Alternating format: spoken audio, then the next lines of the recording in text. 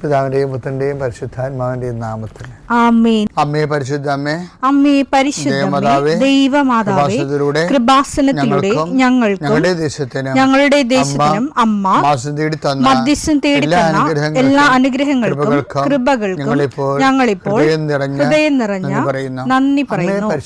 അമ്മേ പരിശുദ്ധമേ, ദൈവമാതാവേ, 2004 ഡിസംബർ 7 ഉച്ചകഴിഞ്ഞ് 2:30 കൃപാസനത്തിൽ സംഭവിച്ച അമ്മയുടെ പ്രത്യക്ഷപ്പെടലിനെക്കുറിച്ച് തിരുസഭയ്ക്ക് സമർപ്പിച്ചിരിക്കുന്ന പഠനരേഖകളുടെ മേൽ സഭാത്മകമായ പഠനം ആരംഭിക്കുവാൻ ഞങ്ങൾ പ്രാർത്ഥിക്കുന്നു.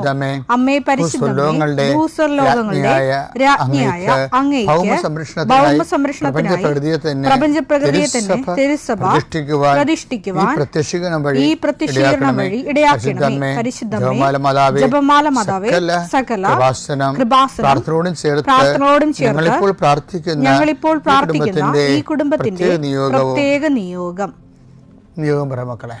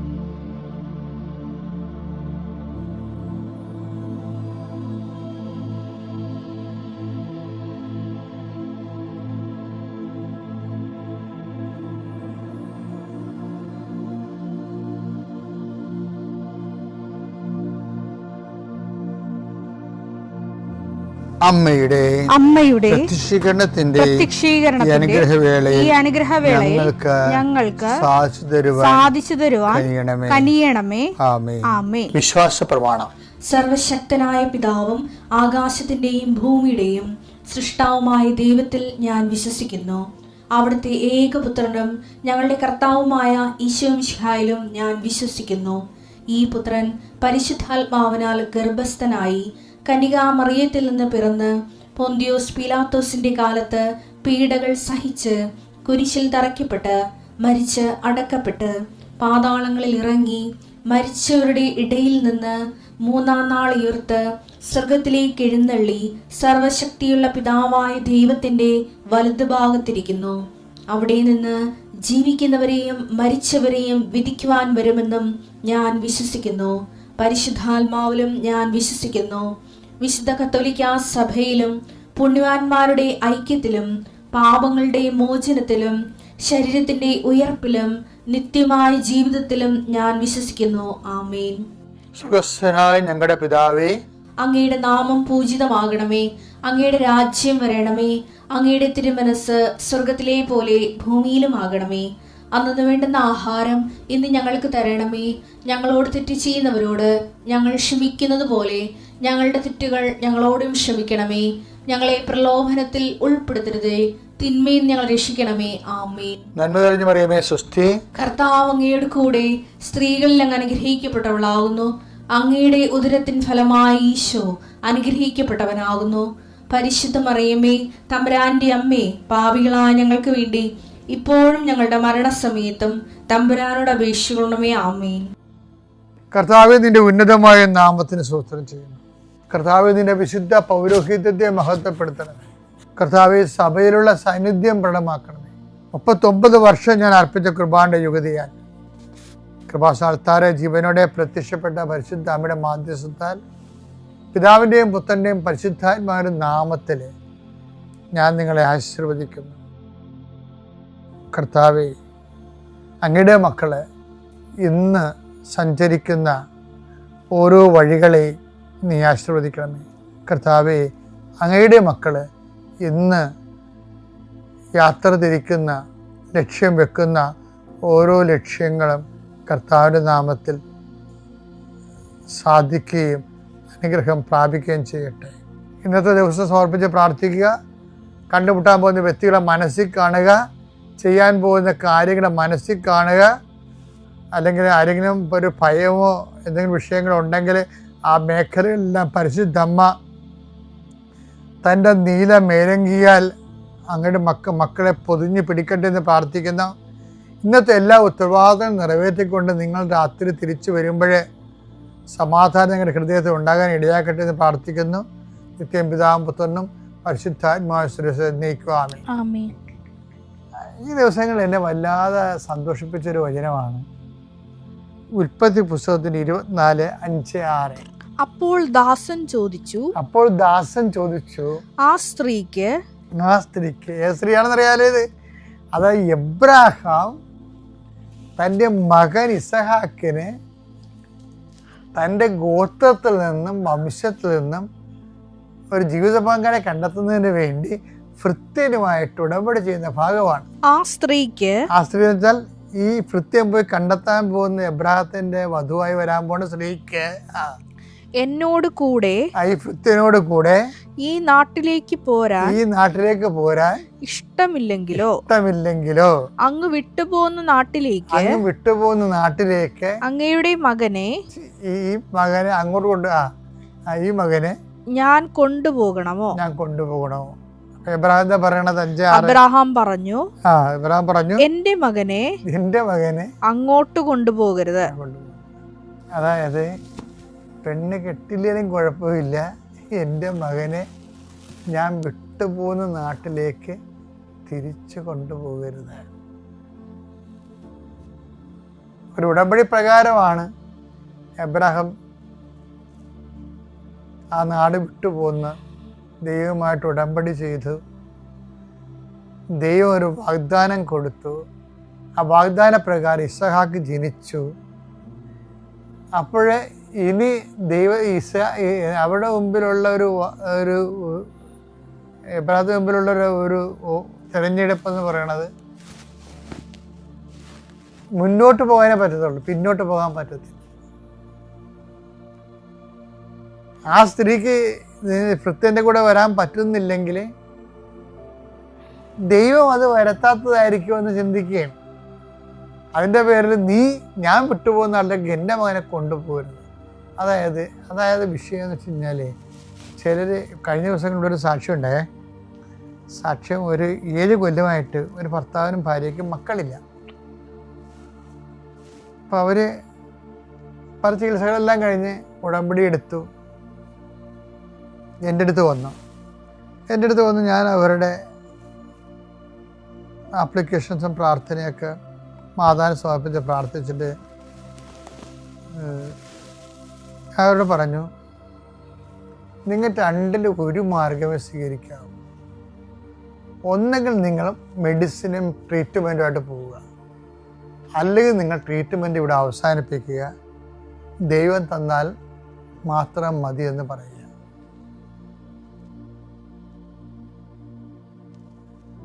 ദൈവം തന്നില്ലെങ്കിൽ വേണ്ട എന്ന് പറയുക. അപ്പോൾ സ്വാഭാവികമായിട്ട് ആൾക്കാർ ചെയ്യണമെന്ന് അറിയാമോ? ആൾക്കാർ ഈ കാര്യം ചെയ്യണത് മരുന്ന് എടുക്കും, പ്രാർത്ഥിക്കുകയും ചെയ്യും. താൻ പാതി ദൈവം പാതി എന്ന് പറഞ്ഞാൽ പ്രശ്നമൊന്നുമില്ല. പക്ഷേ അത് പ്രശ്നം ഉടമ്പടി വർക്കൗട്ട് ചെയ്യണത് not by merit but by ഗ്രേസിലാണ്. അവിടെ ദൈവം പാതിയും താൻ പാതിയും ഒന്നുമില്ല, അത് ബട്ട് ബൈ ഗ്രേസാണ്. മെറിറ്റ് ഇല്ല അവിടെ. താനെന്ന് പറയുന്നത് മെറിറ്റാണല്ലോ അവിടെ. ഉടമ്പടിയിൽ അതില്ല.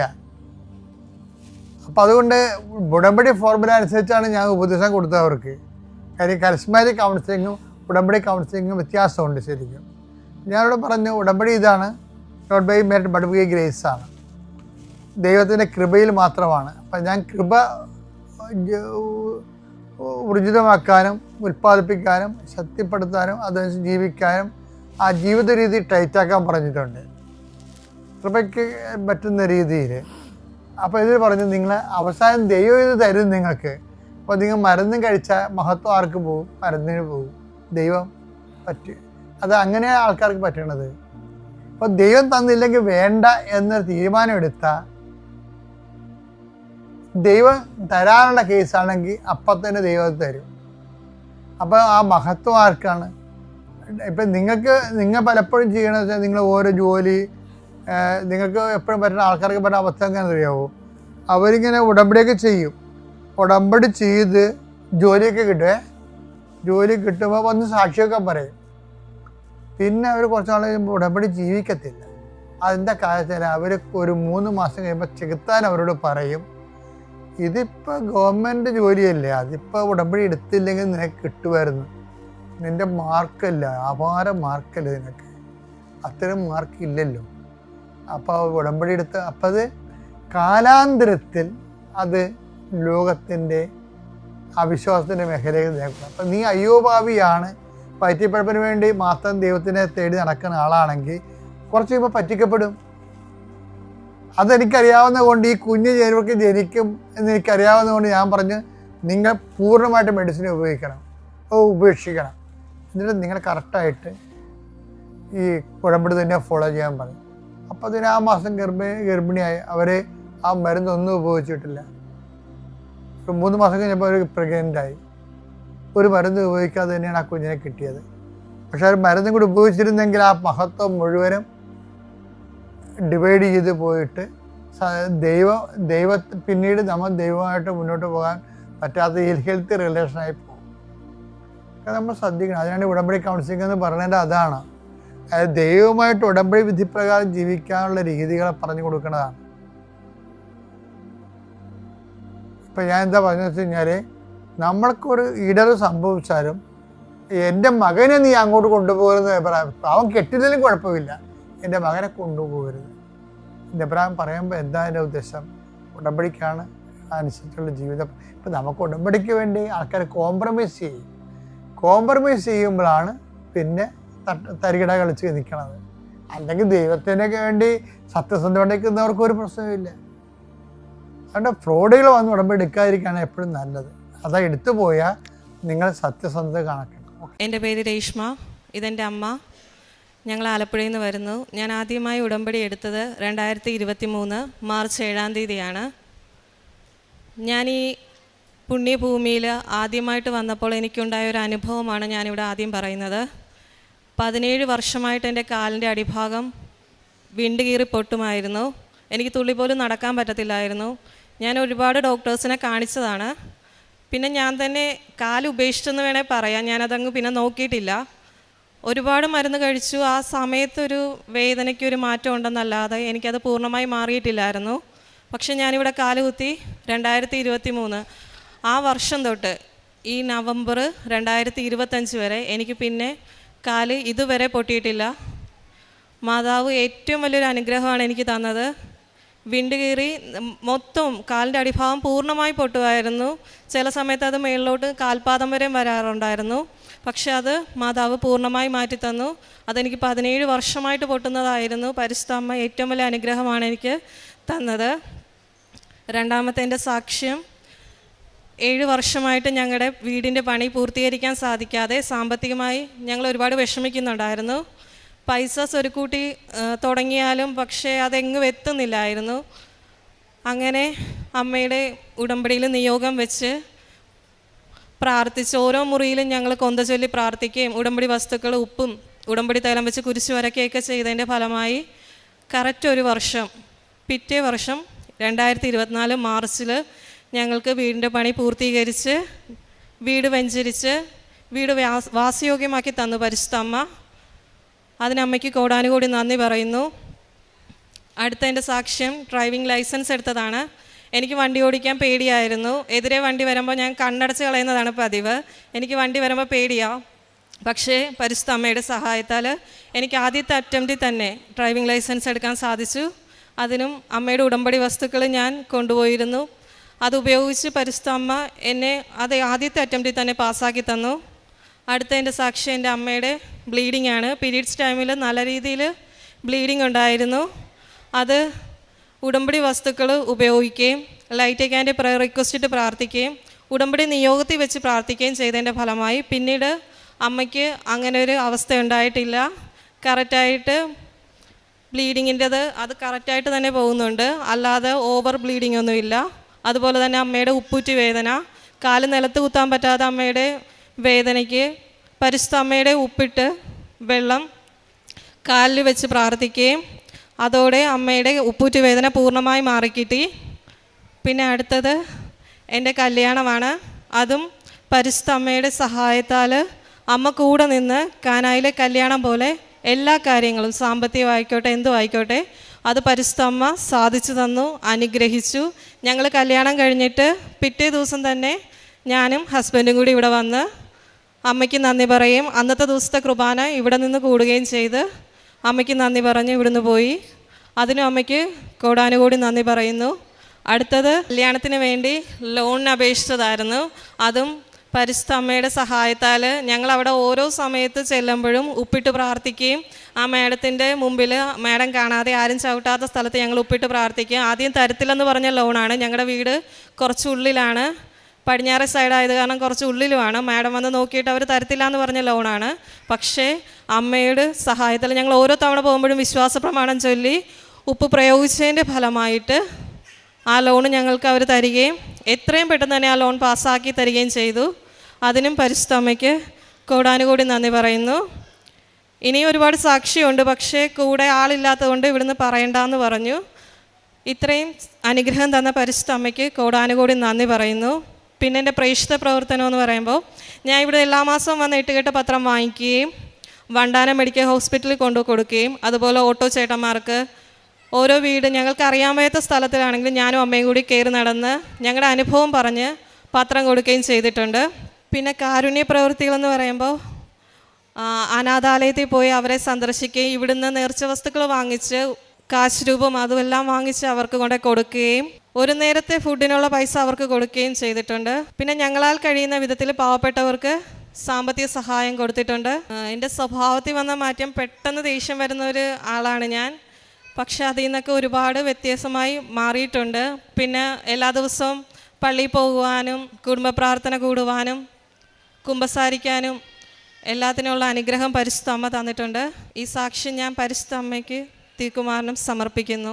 1 ദിനവൃത്താന്തം 5:20 ദൈവത്തിൽ വിശ്വാസമർപ്പിക്കുകയും അവിടുത്തെ വിളിച്ചപേക്ഷിക്കുകയും ചെയ്തപ്പോൾ അവിടുന്ന് അവരുടെ പ്രാർത്ഥന കേട്ടു. രേഷ്മ ഡേവിഡ് എന്ന ഈ മകൾ അമ്മയോട് കൂടെ പരിശുദ്ധ കൃപാസന മാതാവിൻ്റെ തിരുനടയിൽ വലിയ സന്തോഷത്തോടും നിറഞ്ഞ നന്ദിയോടും കൂടി വ്യക്തിജീവിതത്തിലും കുടുംബത്തിലും ഓരോരുത്തർക്കും ലഭിച്ച വലിയ ദൈവാനുഗ്രഹങ്ങളെ നന്ദിയോടെ സാക്ഷ്യപ്പെടുത്തുകയാണ്. മകൾ പറഞ്ഞു, അമ്മ മാതാവിൻ്റെ തിരുസാന്നിധ്യമുള്ള ഈ മണ്ണിൽ കാഴ്ചവെട്ടിയ ആ ദിവസം തന്നെ 17 വർഷമായി മകൾക്കുണ്ടായിരുന്ന കാല് വിണ്ടുകീറി പൊട്ടി അനുഭവിച്ചിരുന്ന ക്ലേശങ്ങളും വേദനകളും പൂർണ്ണമായി മാറുകയും പിന്നീട് ഇന്ന് വരെയും അതിൻ്റെ യാതൊരു അസ്വസ്ഥതകളും മകൾക്ക് വന്നിട്ടില്ലെന്ന്. അത് വിശ്വാസത്തോടെയുള്ള ദൈവസന്നിധിയിലെ സമർപ്പണമാണ് അനുഗ്രഹത്തിന് എപ്പോഴും അടിസ്ഥാനമായിട്ടുള്ളത്. അമ്മയുടെ തിരുമണ്ണിൽ ഞാൻ കാഴ്ചവെട്ടുമ്പോൾ അതെനിക്ക് അനുഗ്രഹത്തിന് കാരണമാകും, സൗഖ്യത്തിന് കാരണമാവും, ജീവിത പ്രശ്നങ്ങൾ പരിഹരിക്കപ്പെടും. എത്ര കണ്ട് ഉത്തരമില്ലാത്ത ചോദ്യങ്ങളാണെങ്കിലും അവയ്ക്ക് വേണ്ടുന്ന പരിഹാരം എൻ്റെ ചിന്തയ്ക്കും ബുദ്ധിക്കും യുക്തിക്കും അതീതമായി ദൈവം എനിക്ക് പ്രദാനം ചെയ്യുമെന്ന് ഒരാൾ പൂർണ്ണമായി ശരണപ്പെട്ട മനസ്സോടെ ദൈവസന്നിധിയിൽ സമർപ്പിച്ച് വിശ്വസിക്കുകയും പ്രാർത്ഥിക്കുകയും ചെയ്യുമ്പോൾ അത് അനുഗ്രഹമായി ഫലിക്കും. അതാണ് മകൾ പറയുന്നത്. ഞാൻ കാൽ ചവിട്ടിയ ദിവസം മുതൽ എൻ്റെ കാലിൽ 17 വർഷമായിട്ടുള്ള രോഗം മാറിയെന്ന്. രണ്ടാമത്തതും അതുപോലെ തന്നെ സൂചിപ്പിച്ചു. 7 വർഷമായി പണി പൂർത്തിയാകാതെ കിടന്ന ഭവനം, അത് എങ്ങനെ പൂർത്തീകരിക്കുമെന്നറിയാതെ ക്ലേശിച്ച അവസ്ഥ. അതും അമ്മയുടെ അരികിൽ ഉടമ്പടി നിയോഗം എഴുതി സമർപ്പിക്കുമ്പോൾ അമ്മ ചുരുങ്ങിയ നാളുകൾക്കുള്ളിൽ പൂർണ്ണമായി പണി പൂർത്തീകരിച്ചെടുക്കുവാൻ വഴി തുറന്നു കൊടുക്കുന്നു. ജീവിതത്തിൻ്റെ ഏത് മേഖലകളെയും അമ്മയുടെ കരങ്ങളിലേക്ക് നമുക്ക് ഉറപ്പിച്ച് സമർപ്പിക്കാം. അമ്മയിൽ ശരണപ്പെട്ടുകൊണ്ട് വിശ്വസിച്ച് നാം സമർപ്പിക്കുമ്പോൾ ഓരോ മേഖലകളും അത് സംരക്ഷിക്കപ്പെടും. അത് ശാരീരിക രോഗങ്ങൾക്കുള്ള സൗഖ്യമാവാം, ജീവിത പ്രശ്നങ്ങൾക്കുള്ള പരിഹാരമാവാം, മേൽഗതിക്ക് വേണ്ടിയുള്ള പ്രാർത്ഥനകൾക്കുള്ള അനുഗ്രഹമാവാം. ജീവിതാവസ്ഥ തന്നെ തിരഞ്ഞെടുക്കുമ്പോൾ അത് സുരക്ഷിതമായും നന്നായും ആ ജീവിതാവസ്ഥയിൽ പ്രവേശിക്കുവാനുള്ള സാഹചര്യങ്ങൾ നമുക്ക് അമ്മ മാതാവ് ഒരുക്കി തരുന്നതാവാം. വിവാഹത്തെക്കുറിച്ച് പറഞ്ഞു. കടബാധ്യതകൾ പരിഹരിക്കുവാനുള്ള വഴികളെക്കുറിച്ച് പറഞ്ഞു, ലോണിനെക്കുറിച്ച് പറഞ്ഞു. ഓരോന്നും അമ്മയുടെ കരങ്ങളിലേക്ക് ഭൗതിക ജീവിത വിഷയങ്ങൾ സമർപ്പിച്ചു കൊടുക്കുമ്പോൾ അമ്മ മാതാവ് പലപ്പോഴും സാധ്യതകളില്ലാത്തപ്പോഴും മെറിറ്റ് തീരെ കുറവാകുമ്പോഴും അമ്മയുടെ കൃപയാൽ, ഈശോയുടെ അനുഗ്രഹത്താൽ ഓരോ വിഷയങ്ങളെയും ഏറ്റെടുത്ത് നമ്മുടെ ജീവിതത്തെ മുന്നോട്ട് നയിക്കുന്ന ദൈവിക സംരക്ഷണത്തെയാണ് മകളുടെ സാക്ഷ്യത്തിലൂടെ പങ്കുവയ്ക്കുന്നത്. പ്രിയമുള്ളവരെ, ഓരോ ഉടമ്പടി ജീവിതത്തിലും ദൈവം ഉറ്റുനോക്കുന്നത് എത്ര കണ്ട് നമ്മൾ നമ്മുടെ ജീവിതത്തെ ദൈവത്തിന് സ്വന്തമാകാൻ കൊടുക്കുന്നു എന്നുള്ളതാണ്. ലഭിച്ച അനുഗ്രഹങ്ങളുടെ എണ്ണത്തിനനുസരിച്ച് ദൈവത്തിന് ആത്മാവ് കൊടുക്കുവാൻ നമ്മുടെ മനസ്സും ശരീരവും വളരുന്നുണ്ടോ? നമ്മൾ ദൈവത്തിന് അത്ര കണ്ട് ശരണപ്പെടുവാൻ ശ്രദ്ധ വയ്ക്കുന്നുണ്ടോ? അത് പ്രധാനപ്പെട്ടതാണ്. മകളുടെ ഭാഗത്തു നിന്ന് ദൈവത്തോടുള്ള ഒരു നന്ദി അത് പ്രത്യേകമായിട്ട് മകൾ സൂചിപ്പിക്കുന്നുണ്ട്. വിവാഹം കഴിഞ്ഞ അടുത്ത ദിവസം തന്നെ അമ്മയുടെ അരികിൽ വന്ന് ആദ്യത്തെ ദിവ്യബലി കൂടിയെന്ന് മകൾ പറയുമ്പോൾ അതിൻ്റെ അർത്ഥം ഞാൻ കാര്യം കാണുവാൻ വേണ്ടി മാത്രം അമ്മയുടെ അരികിൽ വരുന്ന വ്യക്തിയല്ല, മറിച്ച് നന്ദി നിറഞ്ഞ ഹൃദയത്തോടു കൂടി അമ്മയുടെ അരികിൽ എൻ്റെ ജീവിതത്തെ സമർപ്പിക്കുന്ന വ്യക്തി കൂടിയാണ് എന്നാണ്. ഈ ഉടമ്പടി ജീവിതത്തിൽ ഈ രണ്ട് തലവും പ്രധാനപ്പെട്ടതാണ്. ഒരുപക്ഷെ ഒരു ദിനം നമ്മൾ കണ്ണീരോടെ വരുന്നവരാകാം, വെറും കൈയോടെ വരുന്നവരാവാം, ഇല്ലായ്മകളുടെ ഒത്തിരി സങ്കടങ്ങളുമായി വരുന്നവരാകാം. അമ്മ മാതാവ് ജീവിതത്തെ തൊട്ടനുഗ്രഹിച്ച് ഈശോയുടെ സംരക്ഷണവും സഹായവും നമുക്ക് നിരന്തരം നൽകി തുടങ്ങുമ്പോൾ അതേ സന്തോഷത്തോടു കൂടി എങ്ങനെ നിലവിളിച്ചു വന്നോ അതുപോലെ കുതിച്ചു ചാടിയെത്തി അമ്മയുടെ അരികിൽ പറയുവാൻ പറ്റണം, എൻ്റെ ജീവിതം ഇപ്പോഴെനിക്കൊരു ഗതിയുണ്ട്, ഇപ്പോഴെനിക്കൊരു ലക്ഷ്യമുണ്ട്, ഇപ്പോഴെനിക്കൊരു ആത്മീയ സന്തോഷമുണ്ട്, ഇപ്പോൾ ദൈവശക്തിയാൽ എൻ്റെ ജീവിതത്തിൻ്റെ എല്ലാ അവസ്ഥകളിലും ഒരു അനുഗ്രഹത്തിൻ്റെയും സമാധാനത്തിൻ്റെയും അന്തരീക്ഷമുണ്ടെന്ന്.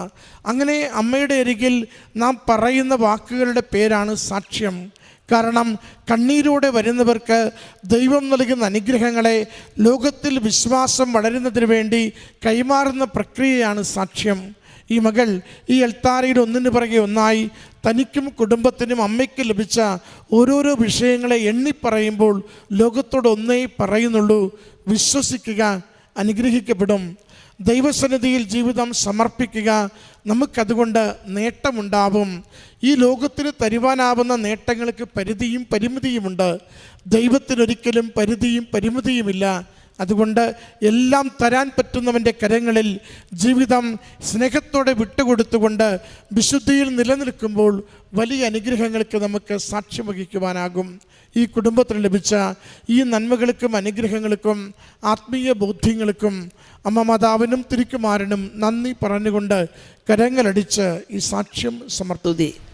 അമ്മേ മാതാവേ, ഞങ്ങളിവിടെ വന്നിരിക്കുന്നത് ഇത്തിരി സാക്ഷ്യങ്ങൾ അമ്മ തന്ന സത്യമായ വിശ്വാസത്തിലൂടെ കിട്ടിയ സാക്ഷ്യങ്ങളാണ്. ഞാൻ 2020 ജനുവരിയിലാണ് ഇവിടെ വന്നിട്ട് ആദ്യമായിട്ട് ഉടമ്പടി എടുത്തത്. വന്നപ്പോൾ ഒരു വിവരവും ഇല്ല.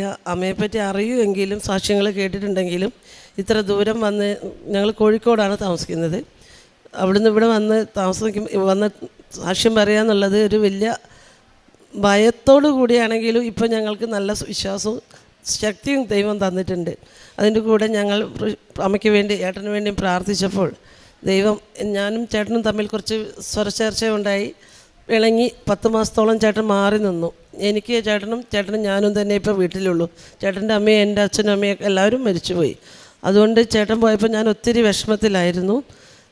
എല്ലാവരും എന്നോട് പറഞ്ഞു, ഈ അമ്മേൻ്റെ അടുത്ത് പോയിട്ട് ഒന്ന് ഉടമ്പടി വെക്ക്, ശശി തിരിച്ചു വരും, ശശി നിന്നെ വിട്ട് എവിടെയും പോവില്ല. പക്ഷേ എനിക്ക് ഒരു വിശ്വാസക്കുറവായിരുന്നു, വരുമോ വരില്ലേ. എന്നാലും വേണ്ടിയില്ല, ഞാൻ അമ്മേൻ്റെ അടുത്ത് വന്ന് പ്രാർത്ഥിച്ചപ്പോൾ എൻ്റെ ചേട്ടൻ 15 ദിവസം കൊണ്ട് തിരിച്ചു വന്നു. അത് വലിയൊരു സത്യമായിരുന്നു. ആ സാക്ഷ്യം എന്ന് പറഞ്ഞാൽ അമ്മ എത്രയും വേഗം ഏട്ടൻ്റെ വീട്ടിലെത്തിച്ചു. അതുവരെ വന്നാലും ആരൊക്കെ പറഞ്ഞാലും ഏട്ടൻ വീട്ടിൽ കയറാതെ പോകുന്നൊരവസ്ഥയായിരുന്നു. അതിൽ നിന്നൊക്കെ മാറ്റം വന്നു. പിന്നെ ഏട്ടന് രോഗങ്ങൾ വന്നപ്പോൾ ഏട്ടൻ അമ്മേൻ്റെ അടുത്ത് വരാൻ ഏട്ടൻ പ്രേരിപ്പിച്ചു. ഞാനാണ്. എൻ്റെ പേര് ശശിധരൻ, എൻ്റെ വൈഫ് ജിന്നമ്മ. ഞാൻ 2022 ഇവിടെ ഉടമ്പടി ധ്യാനത്തിന് വന്നത്. പക്ഷേ ഉടമ്പടി എടുക്കുന്നതിന് മുമ്പേ തന്നെ എൻ്റെ ജീവിത പങ്കാളി ഇവിടെ വന്നു ഉടമ്പടി എടുത്തിട്ടുണ്ട്.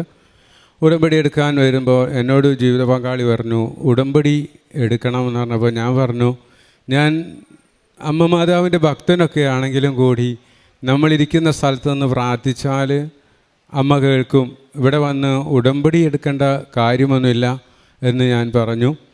അപ്പോൾ അങ്ങനെ ഇരിക്കുമ്പോഴാണ് എനിക്ക് വർഷങ്ങളോളമായിട്ട് 10-15 വർഷത്തോളം ഞാൻ യൂറിൻ എഫക്റ്റായിട്ട് രോഗിയായിട്ടിരിക്കുന്ന സമയമാണ്. യൂറിന് കംപ്ലൈൻ്റൊക്കെ ആയിരുന്നു.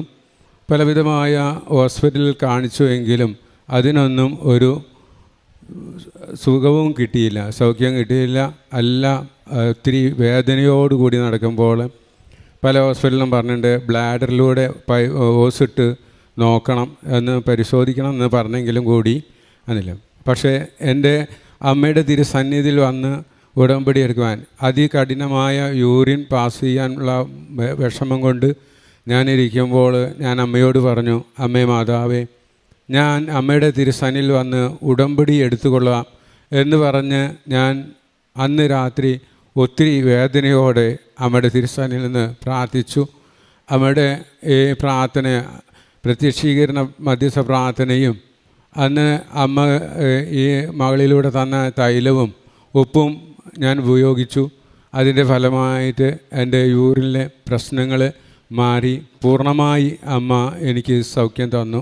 അമ്മ തന്ന സൗഖ്യത്തിനെ ഓർത്ത് കോടാനുകോടി നന്ദി പറയുന്നു. അങ്ങനെ ഇരിക്കുമ്പോഴാണ് ഒത്തിരി ചിന്തകളിലൂടെ എൻ്റെ മൈൻഡെല്ലാം പോയിരിക്കുന്ന ഒരവസ്ഥയായിരുന്നു. ഞാൻ വീട്ടിലേക്ക് തിരിച്ചു വന്ന് വീട്ടിൽ കിടന്നുറങ്ങുവാൻ പറ്റാതെ ഞാൻ ഒത്തിരി അസ്വസ്ഥനായിരുന്നു. ഒരു ഭ്രാന്തനെ പോലെ ഞാൻ എൻ്റെ വീടിൻ്റെ ഉള്ളിലൂടെ ഓടി നടക്കുന്ന അവസ്ഥയായിരുന്നു.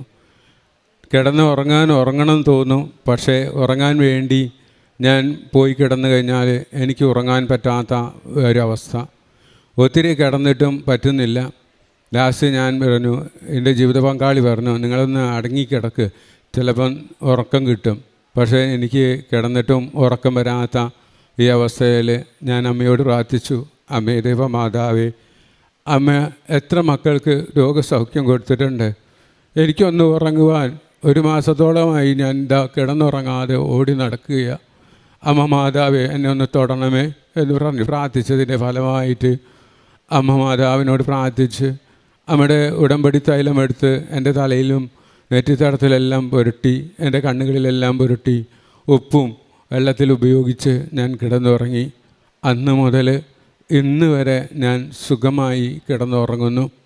ഇതുപോലെയാണ് എന്തൊരു രോഗം വന്നാലും ഏതൊരു അവസ്ഥയിലും ഏത് രോഗാവസ്ഥ പറഞ്ഞാലും അമ്മയുടെ ഉടമ്പടി തൈലം കൊണ്ടുപോയി അവർക്ക് ഉപയോഗിക്കും. അവർക്ക് ഉപ്പ് നൽകും. അതിൻ്റെ ഫലമായിട്ട് അവർക്കും സൗഖ്യം കിട്ടും. അങ്ങനെ എനിക്ക് പൈൽസിൻ്റെ രോഗമുണ്ടായിരുന്നു.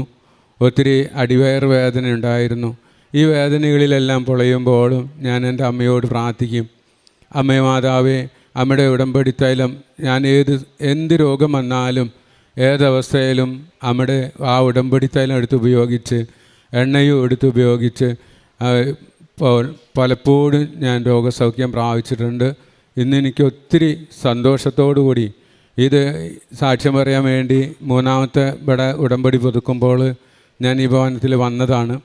നമ്മുടെ തിരുസന്നിധിയിൽ നിന്ന് ഉടമ്പടിയെല്ലാം പുതുക്കി സാക്ഷ്യം പറഞ്ഞു കൊള്ളാമെന്ന് പറഞ്ഞ് ഞാനിവിടെ വന്നു. എന്നാൽ ഞാൻ സാക്ഷ്യം പറയാതെ ഞാൻ ഇവിടെ നിന്ന് പോയി. പക്ഷേ സാക്ഷ്യം പറയാൻ എൻ്റെ അമ്മയോട് ഞാൻ വാക്ക് കൊടുത്തിട്ടുണ്ടായിരുന്നു, 3ാമത് വരുമ്പോൾ ഞാൻ സാക്ഷ്യം പറയാം. പക്ഷേ ഞാൻ സാക്ഷ്യം പറയാതെ പോയി. ഈ 1.5 മാസത്തിന് ശേഷം എൻ്റെ ആ പഴയ രോഗത്തെ അമ്മ എന്നെ ഓർമ്മയിലേക്ക് നൽകി. നീ ഒരു യൂറിൻ പോകുവാൻ വേണ്ടി എത്രമാത്രം കഷ്ടപ്പെട്ട വേദന സഹിച്ചപ്പോഴെല്ലാം ഞാൻ നിന്നെ സുഖപ്പെടുത്തിയ ആ അമ്മയെ ഞാൻ മറന്നുപോയ നിമിഷത്തെ ഓർത്ത് അനുദപിക്കുകയാണ്. പക്ഷേ അമ്മയോട് ഞാൻ പറഞ്ഞു, അമ്മ ഈ പ്രാവശ്യം പോയാൽ ഞാൻ എന്ത് വന്നാലും ഞാൻ അവിടെ സാക്ഷ്യം പറയും, അമ്മ എൻ്റെ കൂടെ വരണേ. അമ്മ മാതാവിനോട് പറയും മറ്റൊരു കാര്യം, അച്ഛൻ്റെ അനുഗ്രഹം കൂടിയും വാങ്ങണം എന്നൊക്കെ പറഞ്ഞിട്ടാണ് ഞാൻ വന്നത്. പക്ഷേ എനിക്കിവിടെ സാക്ഷ്യം പറയുവാൻ എൻ്റെ അമ്മ എന്നെ അനുവദിച്ചതിനെ ഓർത്ത് നന്ദി പറയുന്നു. എൻ്റെ കാരുണ്യ പ്രവൃത്തി എന്ന് പറയുന്നത്, ഞാൻ വീടുകളിലെല്ലാം പത്രമായിട്ട് പോകും. പത്രം ഞങ്ങൾ 3 പേരുണ്ട്. ഞങ്ങൾ ഒന്നിച്ചും ഒന്ന് ആരാധനയുടെ മുന്നിലിരുന്ന് പ്രാർത്ഥിക്കും. അമ്മേ മാതാവേ, ഈ പേപ്പർ ഏതെല്ലാം ഭവനങ്ങളിലെത്തുന്നോ അവർക്കത് അമ്മ അവർക്ക് ഒരു ഉപയോഗമാകണമേ, ആ മക്കളുടെ എല്ലാം തുടരണമേ എന്ന് പ്രാർത്ഥിച്ചിട്ടാണ് ഞാൻ കടന്നു പോകാറ്. കടന്നു പോകുമ്പോൾ പലരും അത് ഒബ്ജക്ഷൻ ചെയ്ത് നിനക്ക് വേറൊന്നും പണിയില്ല എന്ന് പറഞ്ഞ് എന്നെ ആട്ടിയിട്ടുണ്ട്. എങ്കിലും ഞാൻ അമ്മയുടെ നാമത്തിൽ അവരോട് അമ്മേ മാതാവേ ആ കുടുംബത്തെ അനുഗ്രഹിക്കണമെന്ന് പറയാറുണ്ട്. അങ്ങനെ രോഗാവസ്ഥയിലുള്ള എല്ലാ മക്കളുടെ അടുത്തും ഞങ്ങൾ കടന്നു പോകാറുണ്ട്. പലപ്പോഴും ഞങ്ങൾ 2 പേരും ഒന്നിച്ചിരുന്ന് പ്രാർത്ഥിക്കാറുണ്ട് രോഗാവസ്ഥയിൽ. അപ്പോൾ പോകുമ്പോഴെല്ലാം ഞാൻ പറയും അമ്മയോട് പ്രാർത്ഥിക്കുക, അമ്മയോട് പ്രാർത്ഥിച്ച ഉടമ്പടി എടുത്ത പൂർണ്ണമായ സൗഖ്യം കിട്ടും എന്ന് പറഞ്ഞ് ഉടമ്പടി തൈല എല്ലാവരിലേക്കും എത്തിക്കും. ഇങ്ങനെ ഞാൻ ഓരോ വീടുകളിലും കയറി കാരുണ്യപ്രവർത്തി ചെയ്യാറുണ്ട്. അമ്മയുടെ ഈ അനുഗ്രഹത്തിന്, ഈ സാക്ഷ്യം പറയുവാൻ വേണ്ടി എന്നെ അനുവദിച്ച അമ്മയ്ക്കും തിരുകുമാരനും കോടാനുകോടി നന്ദി പറയുന്നു. എത്ര നന്ദി പറഞ്ഞാലും തീരില്ല. എൻ്റെ ജീവിതം ഞങ്ങൾ 2010 ഏപ്രിൽ മാസത്തിലാണ് വിശ്വാസം 20 വർഷമുണ്ടെങ്കിലും ഈ 2010 മാമോദിസ എന്ന കൂദാശ സ്വീകരിച്ച് ഈശോയോട് ചേർന്ന് ഇന്നും ഞങ്ങൾ പള്ളിയിലും എല്ലാ കാര്യങ്ങളിലും പ്രവർത്തനത്തിനെല്ലാം സജീവമായിട്ട് നിൽക്കുവാൻ എൻ്റെ അമ്മ എന്നെ അനുഗ്രഹിച്ചു. അനുഗ്രഹിച്ച അമ്മയ്ക്കും തിരുകുമാരനും കോടാനുകോടി നന്ദി പറഞ്ഞുകൊണ്ട് ഈ സാക്ഷ്യം ഞാൻ നിർത്തുന്നു. നന്ദി. Thank you Jesus. സങ്കീർത്തനങ്ങൾ 103, 3, 4 തിരുവചനങ്ങൾ. അവിടുന്ന് നിൻ്റെ അകൃത്യങ്ങൾ ക്ഷമിക്കുന്നു, നിൻ്റെ രോഗങ്ങൾ സുഖപ്പെടുത്തുന്നു. അവിടുന്ന് നിൻ്റെ ജീവനെ പാതാളത്തിൽ നിന്ന് രക്ഷിക്കുന്നു. അവിടുന്ന് സ്നേഹവും കരുണയും കൊണ്ട് നിന്നെ കിരീടമണിയിക്കുന്നു. ശശിധരൻ എന്ന ഈ സഹോദരനും ജീവിത പങ്കാളിയും ഉടമ്പടി ജീവിതത്തിലൂടെ അവരുടെ കുടുംബത്തിൽ ലഭിച്ച വലിയ ദൈവാനുഭവങ്ങളെ അമ്മയുടെ തിരുനടയിൽ സന്തോഷത്തോടെ സാക്ഷ്യപ്പെടുത്തുകയാണ്. സഹോദരൻ സാക്ഷ്യത്തിൽ പറയുന്നുണ്ട്, ഞാൻ ഉടമ്പടി എടുത്ത് ജീവിച്ച് തുടങ്ങിയിട്ട് എനിക്ക് എൻ്റെ ജീവിതത്തിലുണ്ടായ താളം തെറ്റിയൊരു കാലത്തെ അതിനെ ശാന്തതയിലേക്ക് തിരികെ കൊണ്ടുവരുവാൻ എൻ്റെ അമ്മ മാതാവിൻ്റെ സംരക്ഷണമാണ് സഹായിച്ചതെന്ന്. പ്രിയമുള്ളവരെ, ഉടമ്പടി എപ്പോഴും അതങ്ങനെയാണ്. ഉടമ്പടി നമ്മുടെ ജീവിതങ്ങളെ ബന്ധങ്ങളിലേക്ക് മടക്കിക്കൊണ്ടുവരും. ദൈവത്തോടുള്ള ബന്ധത്തെ തിരികെ തരും, സഹോദരനോടുള്ള ബന്ധത്തെ തിരികെ തരും, കുടുംബവുമായുള്ള ബന്ധത്തെ തിരികെ തരും. ആരെയും നോവിക്കാതെ എല്ലാവർക്കും ആശീർവാദം കൊടുക്കുവാൻ ദൈവം നമ്മളെ ഉപകരണമായി ഉപയോഗിക്കുന്നതാണ് മരിയൻ ഉടമ്പടിയിൽ. നമ്മൾ തിരിച്ചറിയും, ഞാനൊരാൾ ശരിയാകുമ്പോൾ, ഞാനൊരാൾ ക്ഷമ പറയുവാൻ തയ്യാറാകുമ്പോൾ, ഞാനൊരാൾ വിട്ടുകൊടുക്കുവാൻ സന്നദ്ധമാവുമ്പോൾ എൻ്റെ കുടുംബം മുഴുവനും ദൈവികമായ സംരക്ഷണവും ദൈവികമായ സന്തോഷവും അനുഭവിക്കുന്ന വിധത്തിൽ മാറുന്നുണ്ടെന്ന്. അതുകൊണ്ട് ഉടമ്പടി നമുക്ക് സമൃദ്ധമായ ദൈവാനുഗ്രഹത്തിൻ്റെ, നിലനിൽക്കുന്ന സന്തോഷത്തിൻ്റെ, ശാന്തത നഷ്ടപ്പെടുന്ന മേഖലകളിൽ നിശ്ചയമായും ശാന്തത വീണ്ടുതരുന്ന രീതിയിൽ നമ്മളെ ചേർത്ത് പിടിക്കുന്നതാണ്. പ്രത്യാശയോടുകൂടി ഉടമ്പടിയിൽ നമുക്ക് ജീവിക്കണം. എളിമപ്പെട്ടുകൊണ്ട് നമ്മുടെ ജീവിതത്തെ പരിശോധിച്ച് ക്ഷമിക്കുവാനും ക്ഷമ കൊടുക്കുവാനും നമ്മൾ തയ്യാറാവണം. നമ്മുടെ ഉടമ്പടി നേർത്ത വസ്തുക്കൾ ഏത് കഠോരമായ ജീവിതത്തിൻ്റെ തകർച്ചകളിലും വിശ്വാസത്തോടെ എടുത്തുപയോഗിച്ച് ദൈവശക്തി എൻ്റെ ജീവിതത്തിൽ ഞാനിത് നൽകുന്നവർക്ക് അനുഭവമാകുവാൻ വേണ്ടി സഹായിക്കണമേ എന്ന് പ്രാർത്ഥിക്കുക. അമ്മയുടെ വലിയ സംരക്ഷണം, ഈശോയുടെ വലിയ അനുഗ്രഹം, അന്നുവരെ ഇല്ലാത്ത ജീവിതത്തിൻ്റെ സമാധാനവും സന്തോഷവും അനുഭവിക്കുവാൻ ഉടമ്പടിയിലൂടെ അമ്മ മാതാവ് കരം പിടിച്ച് നമ്മളെ നയിക്കും. അതിൻ്റെ സന്തോഷവും സ്നേഹവുമാണ് ഈ ദമ്പതികൾ ഈ അൾത്താരയിൽ പങ്കുവച്ചത്. ഇവർക്ക് ലഭിച്ച എല്ലാ ദൈവിക നന്മകൾക്കും ജീവിത അനുഭവങ്ങൾക്കും അമ്മ മാതാവിനും തിരുക്കുമാരനും നന്ദി പറഞ്ഞുകൊണ്ട് കരങ്ങളടിച്ച് ഈ സാക്ഷ്യം സമർപ്പിക്കും.